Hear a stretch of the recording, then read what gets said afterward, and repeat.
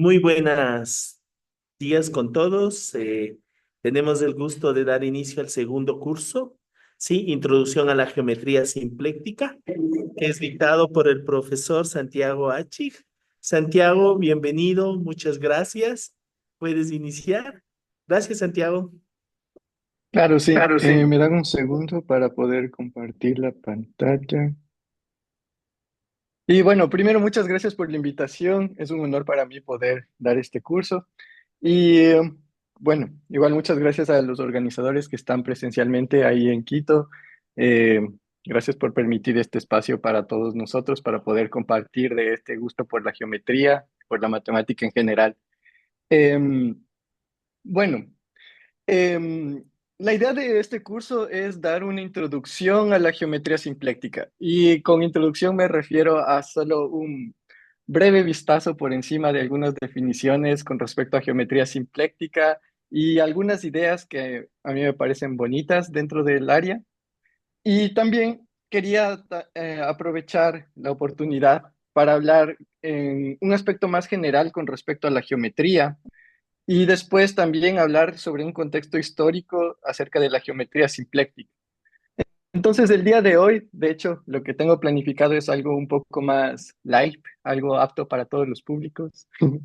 Bueno, el único prerequisito va a ser cosas de álgebra lineal que vamos a trabajar un poco, pero para que veamos las primeras definiciones y entender las primeras propiedades de una variedad simpléctica, vamos a trabajar básicamente el día de hoy solo con álgebra lineal y quiero empezar, como les dije, dando un contexto histórico de cómo es que nace la geometría simpléctica eh, y básicamente por qué es interesante estudiar geometría y por qué y por qué es interesante estudiar geometría simpléctica. Entonces, bueno. Para comenzar, quería dar un contexto histórico muy, muy hacia atrás en el tiempo. Eh, bueno, nosotros sabemos que geometría básicamente viene de dos vocablos, uno que tiene que ver con la tierra y otro que tiene que ver con medida, ¿no es cierto? Y en sí, esta definición fue la primera que se optó para esta área de las matemáticas que estudia las formas, ¿no es cierto?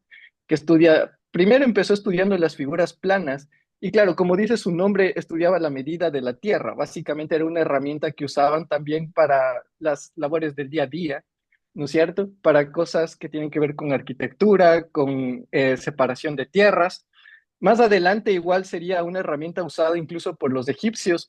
Yo diría que fue desarrollada toda esta geometría plana, incluso que no sabemos hasta qué punto. No sé si alguien ha visto un documental acerca de las pirámides egipcias, que son verdaderos monumentos de la historia y verdaderos monumentos tanto tecnológicos como también científicos, porque tienen muchas alineaciones, tienen muchos ángulos muy precisos que de verdad requerían que ellos sepan algo de geometría plana, por lo menos, para hacer ese tipo de cortes precisos y además de todo eso que también algunas pirámides están alineadas con ciertas estrellas, con ciertas cosas que ellos veían en el cielo. Entonces, en realidad, esa es la primera parte, digamos así, la geometría que después fue todo encapsulada en la antigua Grecia. Y básicamente aquí aparece un nombre que nos debe sonar a todos, Euclides, ¿verdad? Y básicamente la geometría euclidiana, ¿verdad? Que viene a hacer todas estas cosas que después nosotros vamos a generalizar y decir que básicamente Euclides y la geometría euclidiana básicamente van a estar relacionadas con Rn, ¿verdad? Donde nosotros entendemos, ¿no es cierto? R como la recta, ¿verdad? R2 como el plano, R3 como el espacio y así por adelante vamos sumando sumando una base, un elemento a la base más, ¿no es cierto? Entonces vamos obteniendo un espacio de una dimensión mayor, ¿no es cierto? En general, a esto lo llamamos Rn, ¿ok?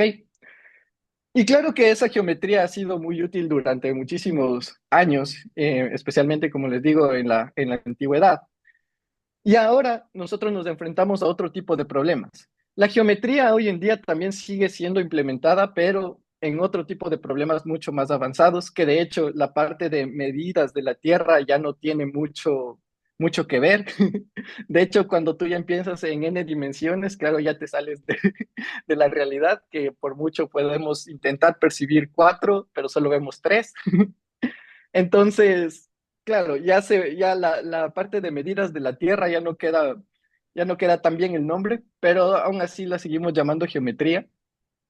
Y lo que nos interesa a nosotros del otro lado de la parte de geometría diferencial, entonces recuerden que esta parte de la geometría es la geometría euclidiana, la geometría que tiene que ver con cosas más, digamos, rectas, planas, de cierto sentido. Y del otro lado, nosotros queremos estudiar otro tipo de geometría. Básicamente queremos estudiar cosas que localmente se vean como RN, como bien estaba explicando la profesora Ollane, pero que de cierta manera no son RN, de cierta manera tienen otra geometría que los curva, que por ejemplo hoy estábamos viendo las partes de la esfera, ¿no es cierto? Como a la final nosotros teníamos ese mapa, ¿no es cierto?, desde R2 hacia la esfera, y ese mapa, como bien lo explicó la profesora Ollane, tienes esa deformación que le acaba cubriendo a la esfera, excepto por el punto y ¿cómo es? El meridiano, ¿no? Entonces, básicamente, esa es una manera en la que nosotros queremos estudiar ahora. Nosotros ya no queremos estudiar cosas más planas, sino queremos estudiar cosas que tengan cierta curvatura. Y este tipo de geometría se le llama la geometría diferencial, ¿ok? Y creo que el nombre, ya que ustedes ya vieron un poco de esto con la profesora Ollane, entenderán por qué se llama esto, ¿no? Porque hablamos de mapas diferenciales y de hecho, al rato de que nosotros ponemos un mapa diferencial es que nosotros obtenemos este tipo de curvaturas. Y esta geometría diferencial empezó básicamente con Gauss.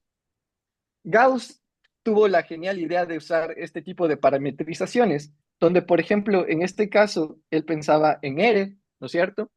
Que a partir de un mapa diferencial lo llevabas a otra cosa, en este caso, un círculo.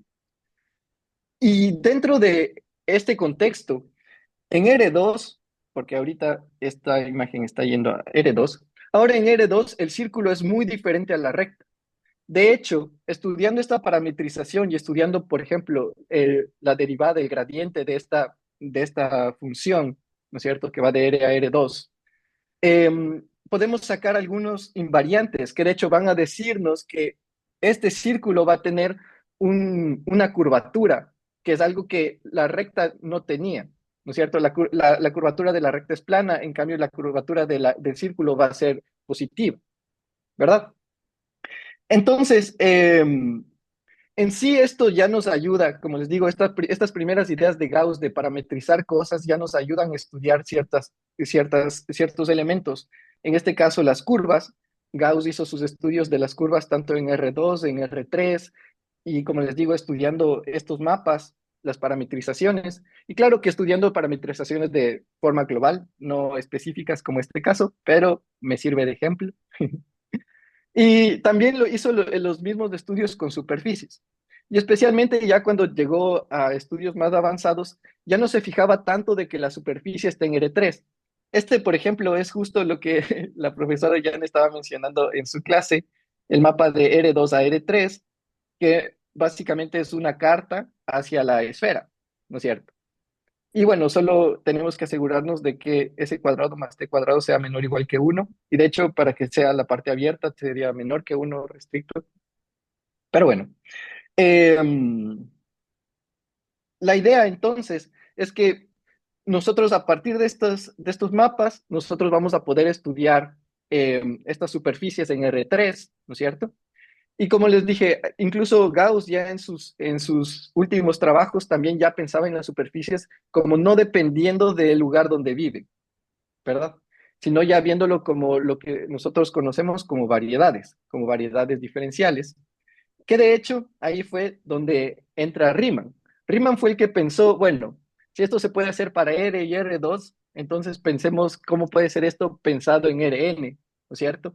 Y básicamente Riemann fue el primero que empezó a dar estos pasos de generalizar todos esos conceptos de curvatura que se tenía para superficies y para curvas y ponerles un contexto más general en Rn, ¿ok? Y algo súper interesante, como les decía, la geometría ha tenido este juego de ser aplicable desde tiempos de las primeras pirámides egipcias hasta nuestros días modernos. Y uno de los grandes logros de esta relación entre la física y la geometría es esta teoría que fue hecha por Einstein. La teoría de Einstein, básicamente, ¿qué fue lo que hizo Einstein? Einstein usó el trabajo de Riemann para formular algo que nosotros conocemos ahora como la relatividad general. ¿Qué es la relatividad general? Bueno, para explicarlo de manera simple, y espero hacerlo bien para los físicos que se estén presentes, capaz alguien me puede corregir en el medio, pero de la manera en la que yo entiendo la relatividad general o la idea en general es la siguiente. Tú piensas en el universo en general como algo que es localmente de cuatro dimensiones, ¿verdad? Tú piensas que localmente tienes R3, ¿no es cierto? Que serían las tres dimensiones del espacio, cruz R, que sería la dimensión del tiempo, ¿no es cierto? Entonces, localmente tú lo ves como R4, ¿verdad? Lo mismo que pasa con la esfera, ¿no es cierto? Tú localmente la ves como si fuese un plano. Pero después, cuando ves todo el contexto global, cuando tú le pones más estructura geométrica a esta variedad, porque al final va a ser una variedad M, ¿no es cierto? Entonces, la idea es que nosotros veamos al universo global como una variedad M de cuatro dimensiones, que localmente tiene esta estructura de tres de espacio y una de tiempo, ¿verdad? Pero cuando nosotros vemos M globalmente va a pasar algo parecido que lo que pasa con la esfera, ¿no es cierto? En la esfera, si tú eres una hormiguita parado en una esfera, ¿no es cierto? Tú capaz que piensas que la esfera es plana. De hecho, hay mucha gente que todavía piensa que la Tierra es plana, pero bueno, ese es para otra charla. Em, lo mismo pasa con el universo. O sea, tú puedes pensar como que tú eres una hormiguita en medio del gran universo y puedes pensar como que, ah, bueno, esto es plano. Pero dadas las ecuaciones de Einstein, se pudo encontrar que el universo tiene cierta curvatura y que de hecho se han hecho después mediciones comprobando estos resultados. Entonces es algo muy interesante, como les digo, parece primero al principio una idea abstracta bueno, o sea, trabajar con R3 y trabajar con Rn en general está bien, ¿por qué complicarse la vida? Bueno, pues por esto nos complicamos la vida, porque el universo en el que vivimos no es plano. Si estuviésemos viviendo en un R4 plano, capaz que no serviría mucho esto. Igual, de la misma manera, si estuviésemos viviendo en una tierra plana, no sería muy simple hacer cuentas, ¿verdad? Am, Hay otras aplicaciones, incluso la otra vez estuve discutiendo con un chico que trabajaba en investigación en ámbitos de aplicar matemática a biología. Y él me explicaba algunas cosas de que ellos estudian la impermeabilidad dentro de la membrana celular de algunas células. Y claro, cuando tú lo ves como plano, o sea, cuando tú piensas que es plano, entonces puedes hacer cuentas muy fáciles porque todos sabemos derivar, integrar y sacar EDOs de en RN, entonces es como que muy bonito todo aquí. Pero ¿qué pasa si tú piensas que ya no es como que la pared, solo esa parte de la pared, sino tú quieres pensar en la pared global? Entonces tú quieres pensar en la pared así, ¿no es cierto? O sea, de hecho, bueno, esto sería más de esférico, pero creo que me entienden la idea. Entonces ahora ya tiene cierta curvatura que ya te daña tus ecuaciones bonitas que tenía acá y ahora te toca intentar entender cuál es la geometría de este nuevo espacio para poder hacer las mismas cuentas. Y claro que ahora tienes más interacciones porque antes solo pensabas arriba y abajo, pero bueno, aquí tienes otras direcciones que pueden interactuar, ¿verdad? Entonces, como les digo, las cosas planas están bien, pero una vez que le metemos estas cosas de diferenciabilidad, cuando le empezamos a poner sabor a la vida, se vuelven más interesantes y también encontramos muchas aplicaciones especialmente en la física, pero también en otras áreas de la matemática. Bueno, de la ciencia en general.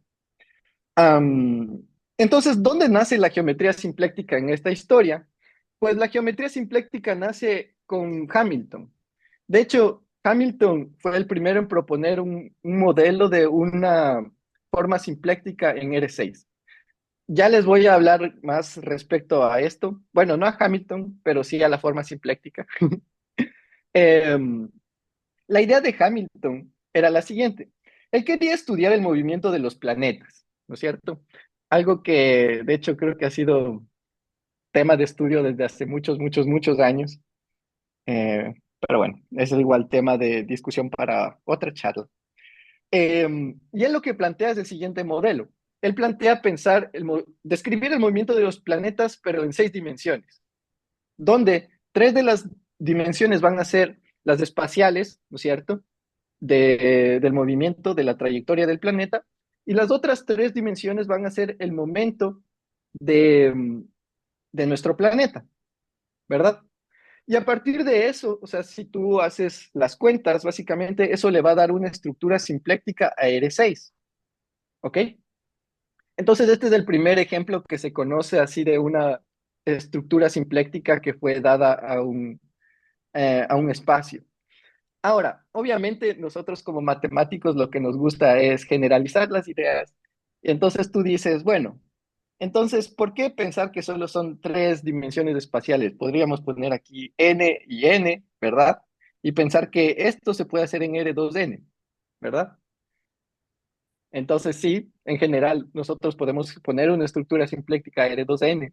Y después, los matemáticos igual podemos pensar, bueno, y ahora que tenemos esto R2n bonito, ¿por qué no le ponemos sabor, como dije antes? ¿Por qué no lo ponemos con una estructura diferenciable? O sea, ¿por qué no vemos esto como algo que se puede encontrar dentro de las variedades, de una variedad M de dimensión 2n, ¿no es cierto? Y eso ajá, y estudiar esto, ¿no es cierto?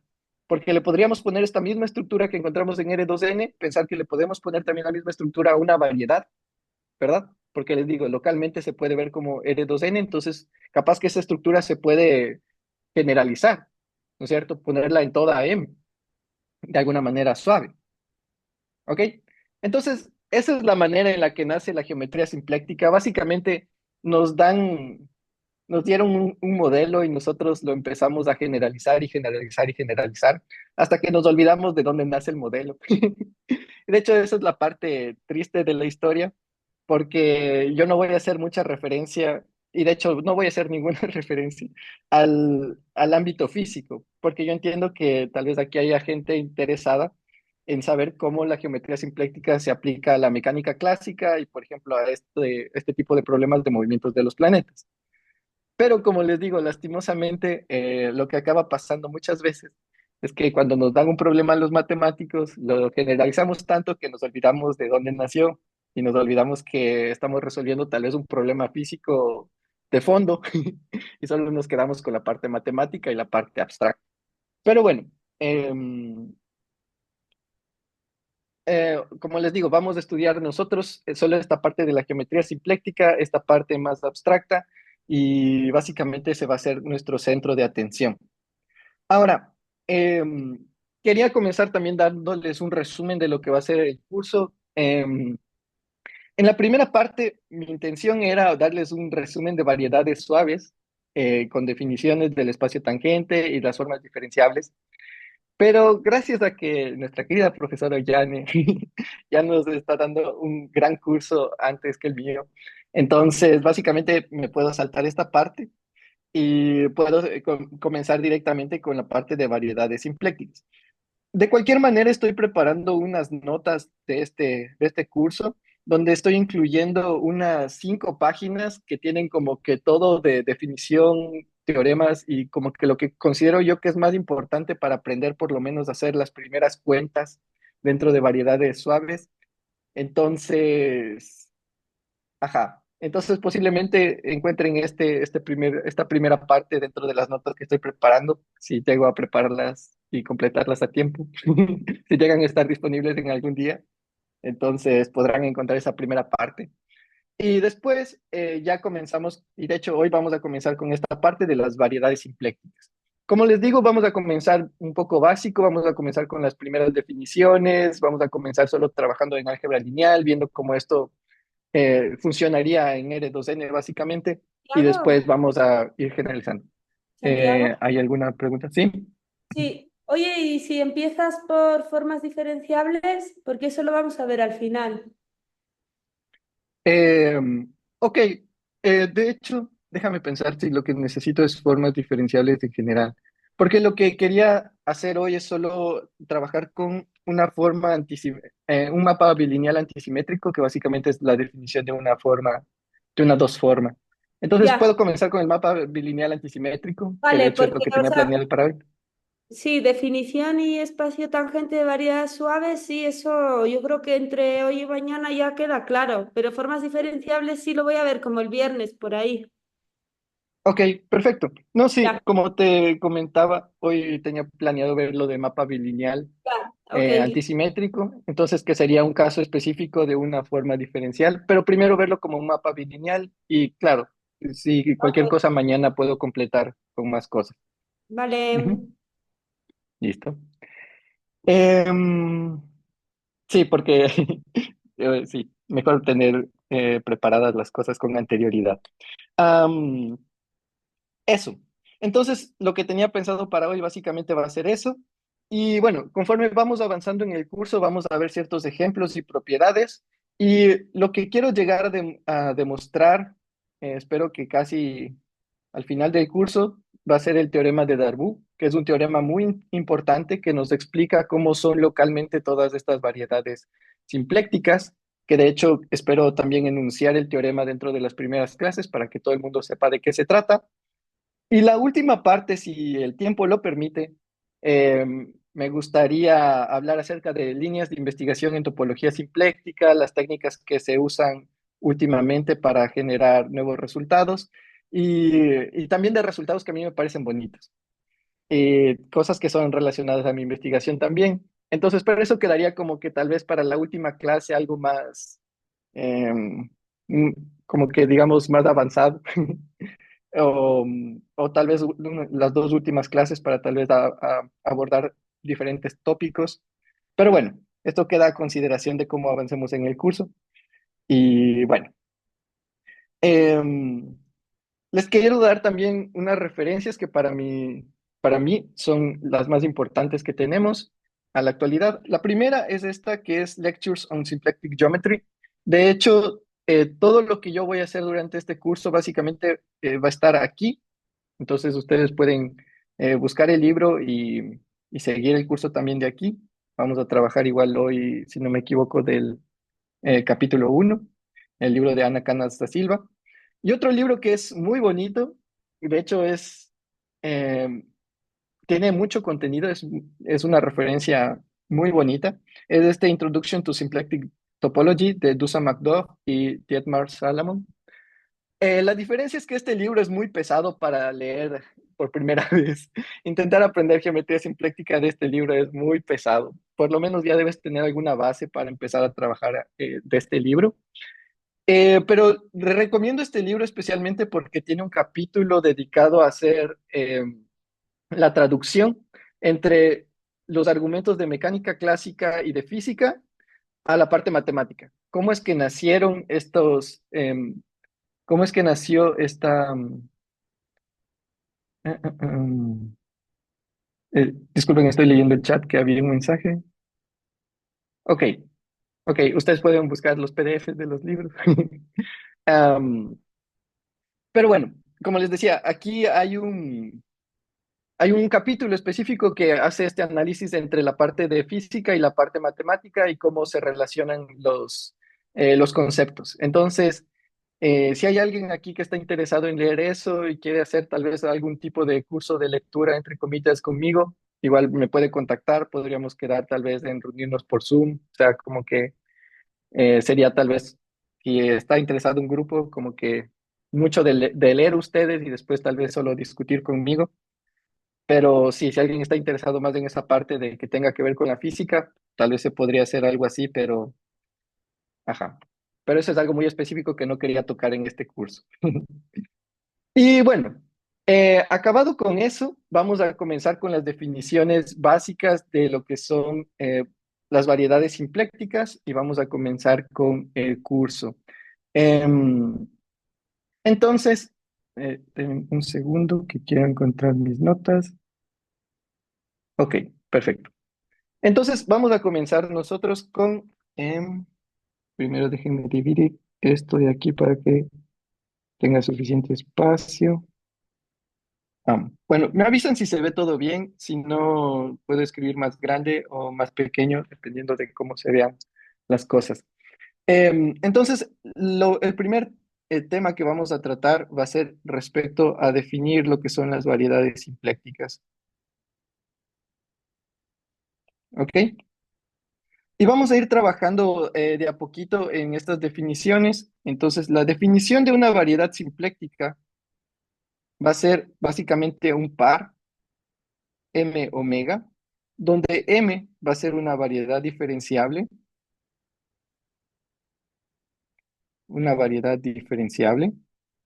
y omega va a ser una dos forma que va a cumplir dos propiedades. La primera propiedad es una propiedad analítica que implica que es cerrada. Entonces, esta propiedad omega va a ser cerrada. De esto puedo hablar mañana. Y, ok, de esto voy a hablar mañana. Cerrada básicamente significa que la derivada exterior de omega sea igual a cero. Como les digo, de esto puedo hablar mañana más respecto a las formas diferenciables y a la derivada exterior. De nuevo, no voy a hacer un curso completo como el de la profesora Ollane, solo voy a dar ciertas pistas de cómo se trabaja con esto y cómo funciona. Ajá. La profesora Ollane posiblemente va a dar una explicación mucho más amplia de lo que yo voy a dar. Y la otra propiedad es que va a ser no degenerada. Ahora, esto ya define una variedad simpléctica. Entonces, aquí nosotros decimos que este par, nosotros decimos que esto es una variedad simpléctica.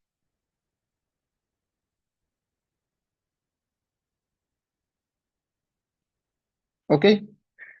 Entonces, como podrán ver, la definición es muy sencilla en el sentido de que básicamente solo estamos poniéndole una estructura omega extra a nuestra variedad diferencial, pero esta omega que en un principio parece muy inofensiva, eh, tiene muchas consecuencias sobre M y por eso es que estas variedades son interesantes de estudiar y por eso es que aparecen en diferentes lugares. Entonces, ahora vamos a comenzar con estudiando qué propiedades nos da esta omega, ¿ok? Entonces, por el momento no voy a definir lo que es, disculpen, por el momento no voy a definir exactamente lo que es una dos forma cerrada, pero quiero que tengamos una idea de lo que significa que sea no degenerada. Entonces, como les digo, hoy voy a trabajar mucho con álgebra lineal. Entonces, em, el plan para hoy, entonces déjenme poner aquí el plan para hoy. El plan para hoy es que nosotros vamos a ver que esta omega, que es una dos forma, básicamente lo que nosotros vamos a ver es lo siguiente. Esta omega en un punto P va a ser básicamente un mapa antisimétrico, mapa bilineal antisimétrico, bilineal antisimétrico, anti, ay, antisimétrico. Ok, que desde ahora en adelante, para no tener que escribir todo, voy a abreviar como MBA. Es un mapa bilineal antisimétrico que básicamente va a hacer lo siguiente. Entonces, esto va a tomar, como les digo, estamos en un punto P de nuestra variedad, ¿no es cierto? Entonces, va a tomar el espacio tangente, dos veces el espacio tangente, y lo va a llevar a R, ¿ok? Entonces, esta dos formas, básicamente, todavía no le he dicho lo que es, pero lo que les puedo decir por el momento es que cuando lo ves en un punto P, ¿no es cierto? Un punto P elemento de M, omega P va a ser un mapa bilineal antisimétrico, ¿ok? Que va a ir de TPM, cruz TPM a R, ¿ok? Ahora, nosotros recordaremos que TPM, ¿no es cierto? Entonces, ¿cómo traducimos todo esto a álgebra lineal? Pues TPM es un espacio vectorial, es un espacio vectorial, ¿ok? Entonces, ahora básicamente he reducido lo que dije en un inicio de una dos forma, bla, bla, bla, bla, bla, bla, a básicamente hablar de un mapa bilineal en un espacio vectorial, ¿ok? Entonces, por eso les dije que hoy va a ser mucho álgebra lineal. Entonces, podemos pensar ahora no en TPM, ¿no es cierto? Porque tal vez asusta un poco, pero podemos pensar en un V, un espacio vectorial de dimensión en este caso M, ¿no? Esta variedad de dimensión M. TPM va a ser un espacio vectorial de dimensión M sobre los reales y vamos a ver qué tenemos de bueno con esta omega. ¿Ok? Entonces ese es el plan para hoy. Como ven, se puede reducir muchas de estas cosas a veces a álgebra lineal o a cálculo básico y esa es parte de la magia de las variedades diferenciables, que algunas propiedades o algunas construcciones muy grandes se pueden reducir a cosas fáciles de entender. ¿Ok? Entonces, el esquema de hoy, el setup de hoy, creo que voy a usar la palabra setup, o mejor, el esquema de hoy. El esquema de hoy va a ser básicamente que vamos a tener un V, que va a ser es un espacio vectorial, y vamos a tener una omega, ahora le voy a poner omega mayúscula, que va a ser un mapa bilineal antisimétrico, ¿ok? Y básicamente, ¿qué quiere decir? Bueno, bilineal, espero que todo el mundo sepa lo que significa, pero básicamente significa que nosotros podemos hacer esto, ¿no es cierto? Que si tenemos AV más BW, CX más DY, básicamente que es lineal en todas las coordenadas, ¿verdad?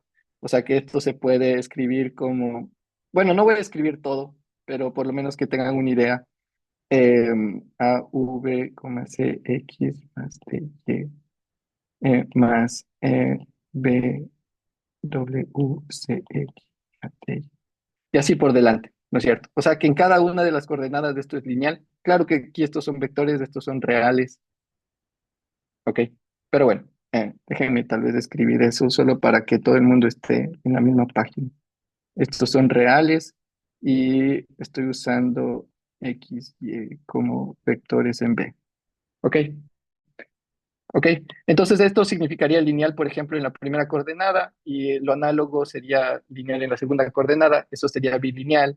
Y la otra cosa es que esto también tiene que ser antisimétrico y antisimétrico para dos vectores básicamente significa que omega de UV va a ser menos omega de BU. ¿Ok? Para esto, para todo UV, elemento de V. ¿Ok? Entonces, básicamente esto es este es nuestro modelo del día de hoy y vamos a estar trabajando con este esquema. ¿Ok? Entonces, una vez dicho esto, vamos a enunciar el primer teorema que vamos a ver hoy. Como les digo, es un teorema básicamente de álgebra lineal. Vamos a estar trabajando sobre este espacio vectorial V. Entonces, teorema. Este teorema es el teorema de la forma estándar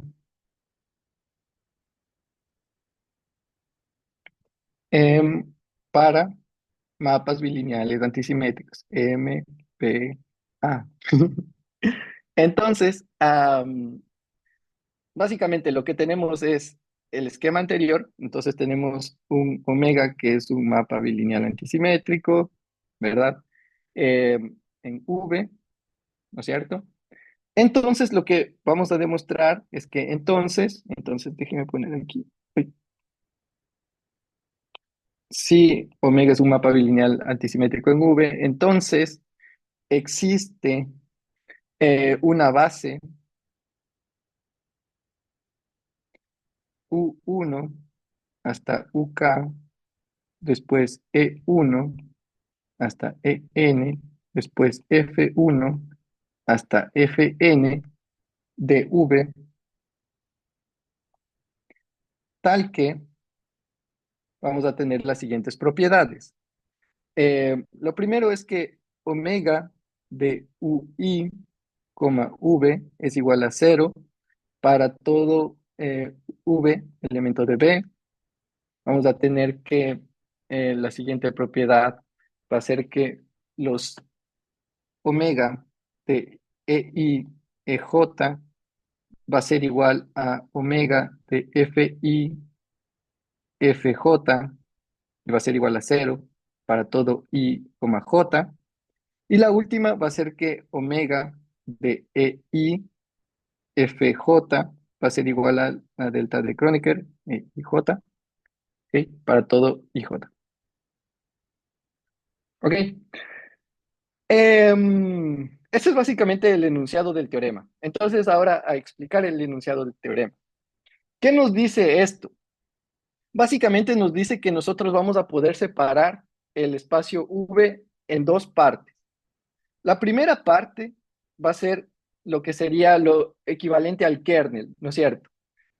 Queremos algo que anula todos los otros Vs, ¿no es cierto? Usando esta omega. Entonces es algo que es equivalente al kernel de una matriz, ¿verdad? Pero ahorita estamos trabajando en algo bilineal y tal, pero por ser antisimétrico tiene esta idea también de lo que sería el kernel, ¿no es cierto?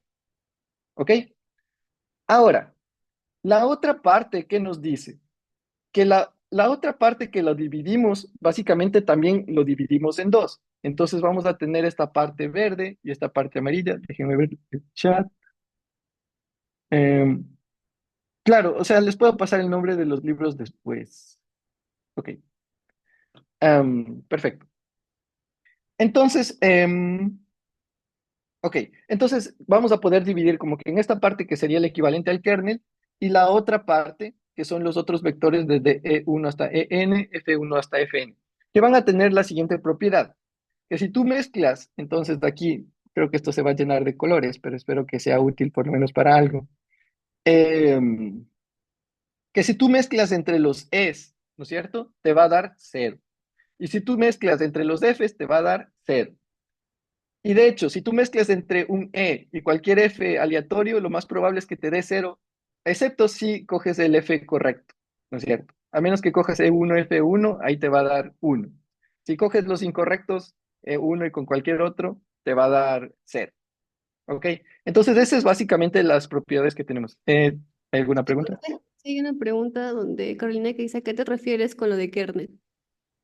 Exactamente, son los elementos tales que anulan el mapa. O sea, tales que exactamente esto de aquí. Para una matriz, el kernel sería, por ejemplo, para cuando tienes una matriz A, ¿no es cierto? El kernel de A es igual a básicamente los vectores B, elementos de V, tal que A, V es igual a cero. ¿Verdad? Eso es definición para una matriz, ¿no es cierto?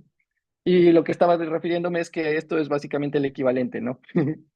Tú coges un UI, ¿no es cierto? Tal que, bueno, aquí es diferente porque estamos en algo bilineal, pero básicamente es la misma idea de tener un kernel, ¿ok?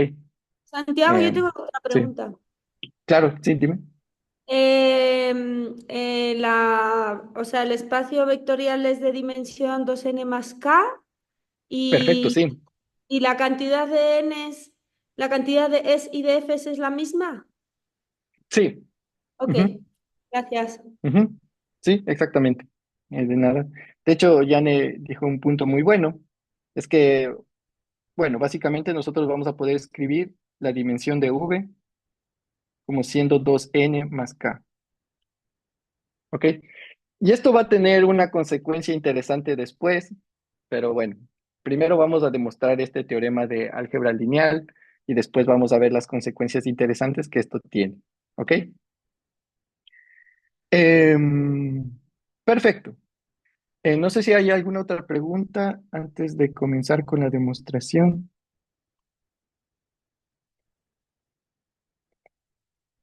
Ok. La demostración es básicamente por un tipo de inducción, ¿ok? Que es parecido al proceso de Gram-Schmidt. ¿Ok? Entonces no es nada del otro mundo. De hecho, van a haber muchos pasos que les van a recordar a cuando hacen esta cosa de Grammy-Schmidt. ¿Ok? Em, por eso creo que es algo divertido y por eso creo que es algo que, como les dije, es una clase apta para todo el público. Entonces, la primera parte es separar el kernel de todo el resto. Bueno, el kernel, le estoy llamando kernel a U, creo que tal vez debería dejar de hacer eso para que la gente no se confunda, pero básicamente quiero ya primero separar el U, ¿no es cierto? Entonces puedo definir un espacio vectorial U, ¿no es cierto? Como siendo los U elementos de V, tal que omega de UV es igual a cero para todo V elemento de V, V grande. ¿Verdad? Puedo definir esto Y bueno, primer ejercicio, demostrar que esto es un espacio vectorial. ¿Ok? No es un ejercicio muy difícil de hacer, pero bueno. Y podemos escoger también una base. Entonces, aquí de hecho ya elegimos una base para U, que en un principio no sabemos la dimensión de U, ¿no? Pero vamos a asumir que es dimensión K, entonces U1 hasta UK. Ojo que este K también puede ser cero, o sea, puede ser que esto solo contenga el elemento cero, ¿no? ¿Ok? Pero igual, no tiene, ya van a ver que en general el argumento funciona bien para cualquier K. Entonces, lo primero que hacemos es separar este U del resto, ¿verdad? Y ahora, como lo que nos gusta hacer mucho en álgebra lineal, vemos el espacio complementario.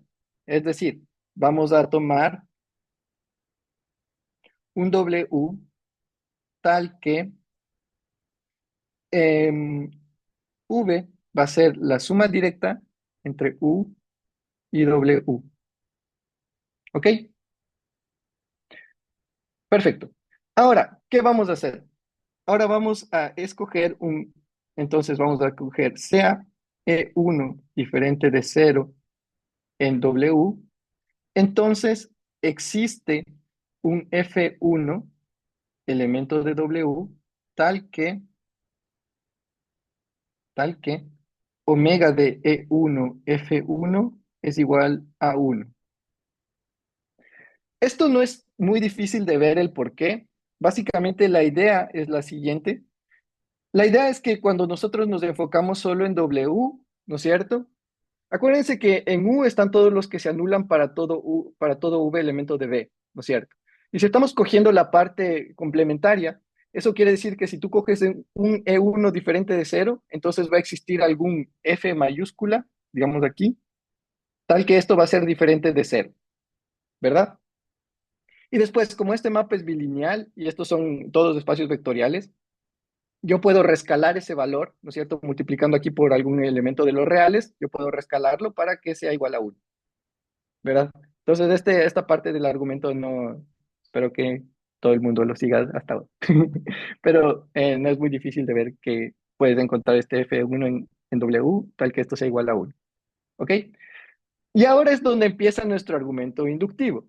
Entonces, nuestro argumento inductivo básicamente, y fíjense aquí, vamos a tomar W1 como siendo el span de E1 y F1. ¿Ok? Entonces vamos a definir este W1 como siendo esto. ¿Ok?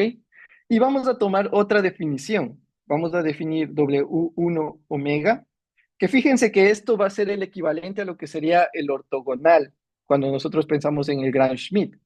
¿Cómo tú piensas en Gram-Schmidt y piensas en el ortogonal? Tú piensas en coger, ¿no es cierto?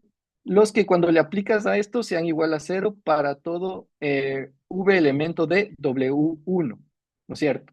Entonces, de alguna manera estamos tomando el espacio W1 y estamos tomando lo que sería el ortogonal al espacio W1, ¿verdad? Entonces, como les digo, esto tiene mucha cara de ser Gram-Schmidt. Entonces, aquí vamos a tener dos afirmaciones que van a ser las que nos van a ayudar a demostrar este teorema y las que básicamente nos van a ayudar a ver cómo es este proceso inductivo. Entonces, aquí vamos a tener la primera afirmación y la segunda afirmación. Y la primera nos dice lo siguiente. Nos dice que si nosotros tomamos W1 y lo intersectamos con el ortogonal de W1, esto solo va a ser igual al elemento cero. Y la segunda parte nos dice que W se puede escribir como la suma directa de W1 con W1 ortogonal. ¿Ok? Para demostrar estas dos afirmaciones, básicamente voy a usar los mismos trucos que se usan en el proceso de Gram-Schmidt. Entonces, espero que les sean familiares y que todo el mundo pueda seguir con la demostración. Entonces, déjenme poner otra línea aquí. Perfecto. Ok. Entonces voy a demostrar la primera afirmación. De nuevo les voy a recordar, la primera afirmación me dice que si yo hago la intersección de W1 con W1 ortogonal, esto solo me da el elemento cero. ¿Ok? Entonces, este argumento va a ser por contradicción.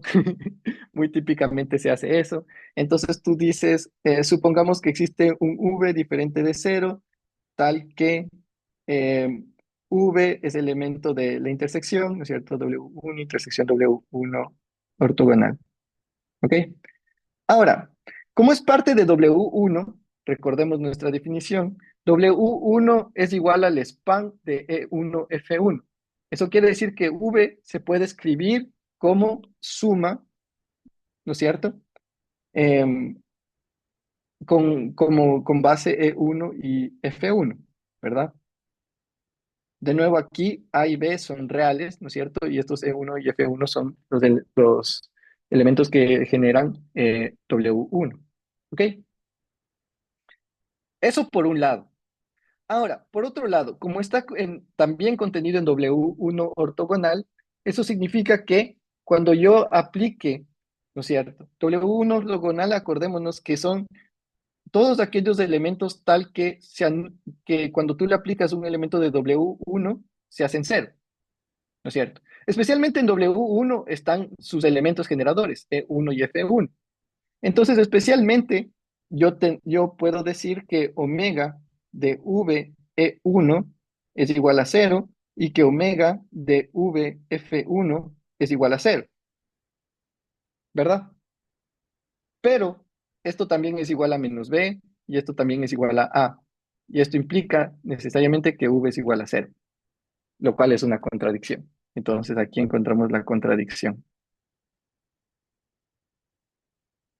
¿Ok? Entonces este argumento sigue por contradicción. Eh, ¿Cómo saber que esto es igual a menos b? Pues tienes que aplicar básicamente las reglas de la bilinealidad, ¿no es cierto? Más lo que les había dicho. Entonces aquí tienen que aplicar algunas cosas. Voy a hacer el primero solo para que vean cómo se hace, para que sea muy entendible esta parte porque, bueno, después cuando empecemos a trabajar con elementos del espacio tangente y todas estas cosas de cómo se maneja el omega, es muy importante que tengamos en cuenta todas estas cosas. Entonces, esto por la linealidad, ¿no es cierto? Básicamente se puede escribir como E1 más B omega F1 E1, ¿verdad? Ahora, esto es igual a cero. ¿Por qué? Por ser antisimétrico. Acuérdense que ser antisimétrico implica que E1 va a ser igual a menos E1. Si pasamos este término al otro lado, básicamente nos va a quedar que 2 omega E1 es igual a cero, ¿no es cierto? Lo cual implica que esto es cero, ¿verdad? Eso sigue de ser antisimétrico. Y esta parte de aquí también sigue que, por ser antisimétrico, que esto de aquí va a ser igual a menos 1, ¿verdad? Por eso queda menos b. Ahora, ustedes en sus casas pueden terminar de hacer lo mismo con el a. Y bueno, como veo que me estoy quedando sin tiempo, eh, les voy a explicar la parte inductiva del proceso para que ustedes puedan terminarlo en casa. El punto aquí es después demostrar que W es igual a W1 suma directa con W1 ortogonal. Esto también no es tan difícil de demostrar. Pueden igual aplicar algunos trucos de Gram-Schmidt. Y la idea es que después vamos a querer dividir el W1 como siendo un W2 suma directa W2 ortogonal. Y después dividir, o sea, básicamente, vamos a querer encontrar un E2 y un F2, ¿no es cierto? Que van a existir aquí, ¿verdad? Tal que el omega de esto me dé 1, ¿verdad? Después voy a coger el W2 que va a estar generado por esto y el W2 ortogonal dentro de W1 ortogonal y separar de nuevo. Y después, de nuevo, separar en un W3 ortogonal, encontrando un E3 y un F3 que me generen este de aquí. Y así por adelante. ¿Ok? Básicamente esa es la idea del proceso inductivo. Y la idea es que como estamos hablando de espacios de dimensión finita, al final vamos a encontrar que el V se puede escribir como suma directa del U más W1 hasta W2 y así hasta WN. Em, Mañana puedo terminar de hacer esta demostración con un poco más de detalles y definir bueno, y dar algunas consecuencias de esta demostración.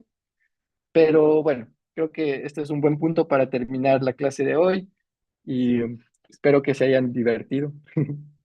Y si hay alguna pregunta, igual pueden hacérmela o escribir en el chat. Y muchas gracias por su atención.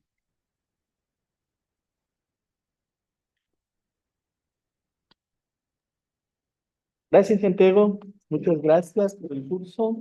Continuamos. Bueno, el curso de Santiago es el que dura las 2 semanas en el Ujú. horario fijo, así que por eso vamos despacio. Entonces vamos a entrar al receso para luego tener el curso dictado por el